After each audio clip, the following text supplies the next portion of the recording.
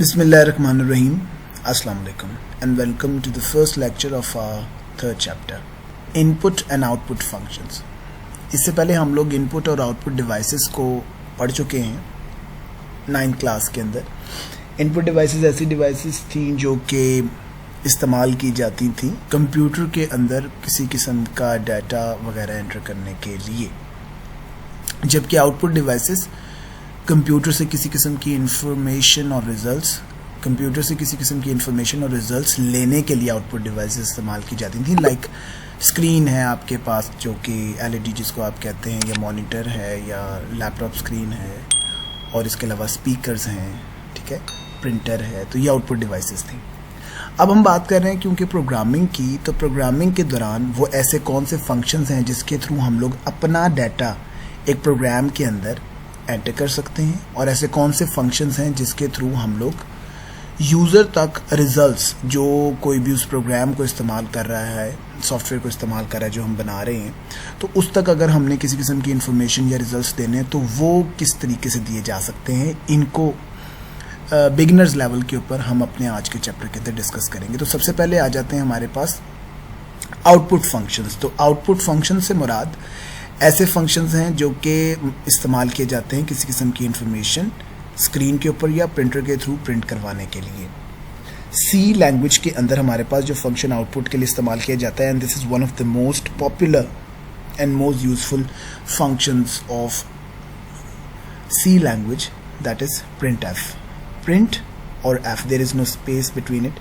You can also say कि ये मुखफ़फ़ है, एब्रीविएशन है प्रिंट फंक्शन का, और इसको हमने प्रिंट एफ लिख के आगे 2 पैरेंथेसिस दे दिए हैं विच शोज़ कि इट इज़ अ फंक्शन।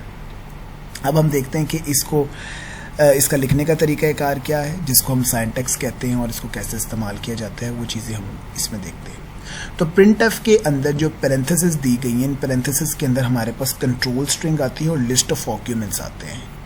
तो कंट्रोल स्ट्रिंग्स क्या होती हैं जी? कंट्रोल स्ट्रिंग एक तो डबल कोट्स के अंदर होती हैं, और ये किसी किस्म का टेक्स्ट होता है। टेक्स्ट के साथ साथ फॉर्मेट स्पेसिफायर और एस्केप सीक्वेंसेस होते हैं। टेक्स्ट तो वो मैसेज है जो कि हम स्क्रीन के ऊपर प्रिंट करवाना चाहते हैं। फॉर्मेट स्पेसिफायर बताता है कि किस फॉर्मेट के अंदर हम इसको प्रिंट करवाना चाह रहे हैं, ठीक है। फॉर्मेट कहते हैं चीज़ों को अरेंज करने के तरीके को, चीज़ों को रखने के तरीके, किसी भी स्पेसिफिक लेआउट को फॉर्मेट कहा जा रहा होता है। और एस्केप सीक्वेंस जो है ये हमारी कुछ प्रिंटिंग ऑप्शंस हैं। अभी फॉर्मेट स्पेसिफायर और एस्केप सीक्वेंसेस को हमने डिटेल में डिस्कस करना है आगे। उसके बाद G format specifier, format according to which values, ये मैंने आपको थोड़ा सा आइडिया दे दिया। उसके बाद हमारे पास आती है लिस्ट ऑफ आर्ग्यूमेंट्स हैं, कंसिस्ट ऑफ लिस्ट। अच्छा, लिस्ट ऑफ आर्ग्यूमेंट्स के अंदर हमारे पास लिस्ट ऑफ वेरिएबल्स हो सकते हैं, कॉन्स्टेंट्स हो सकते हैं, और अरिथमेटिक एक्सप्रेशन हो सकती है। और अगर ये एक से ज़्यादा होंगे तो इनको हमेशा हम किससे सेपरेट करेंगे? कॉमा से सेपरेट किए गए होंगे, जिनकी भी वैल्यू हम प्रिंट करवाना चाह रहे हैं। तो यहाँ पर हम अपना सबसे पहली स्टेटमेंट को देखते हैं प्रिंट एफ की। हमने लिखा प्रिंट एफ और इन्वर्ट, हमने पैरेंथेसिस को ओपन किया, इन्वर्टेड कॉमा स्टार्ट किए और आगे दे दिया \n।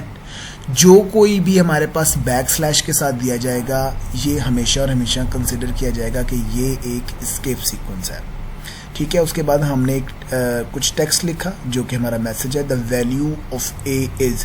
जो %d है ये हमारा फॉर्मेट स्पेसिफायर है, जो कि मैं पहले बता चुका हूँ, उसको डिटेल के अंदर डिस्कस करेंगे। ये वैल्यू के फॉर्मेट को डिफाइन कर रहा होता है। And the value of b is %d, और उसके बाद हमने फुल स्टॉप लगाया, इन्वर्टेड कॉमर्स क्लोज किया, तो हमारा टेक्स्ट वाला पोर्शन ख़त्म हो गया। और उसके बाद हमारी लिस्ट ऑफ आर्ग्यूमेंट स्टार्ट हुई, जिसके अंदर हमने 2 वेरिएबल्स दिए हैं और उनको कॉमा से सेपरेट किया गया है।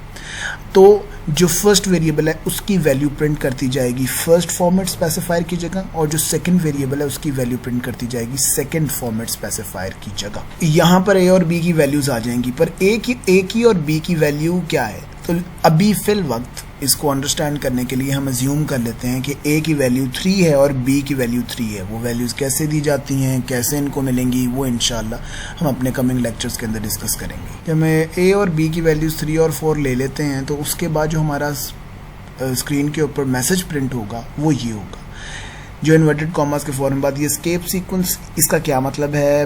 वैसे इसका मतलब होता है नेक्स्ट लाइन, कि हमारा कर्सर जो कंट्रोल है हमारे कंपाइलर का, वो नेक्स्ट लाइन के स्टार्ट पे चला जाता है।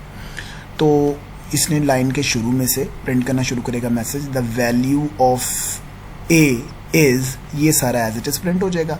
%d की जगह a की वैल्यू जो कि 3 आ गई, and the value of b is, ये एज इट इज़, और %d की जगह b की वैल्यू 4 आ गई और फुल स्टॉप आ गया। तो ये आप देख सकते हैं कि ये इसकी आउटपुट नज़र आएगी। उसके बाद हमारे पास आ जाता है इनपुट फंक्शन। अच्छा, बाय द वे यहाँ पर अभी तो जितना हमने ये प्रिंट का फंक्शन डिस्कस किया है, इसकी बहुत ज़्यादा एप्लीकेशंस हैं, इसके बहुत ज़्यादा तरीक़ेकार हैं इस्तेमाल करने के, और इसने एक ही स्टेटमेंट के अंदर काफ़ी कुछ एक्सप्लेन करने की कोशिश की है।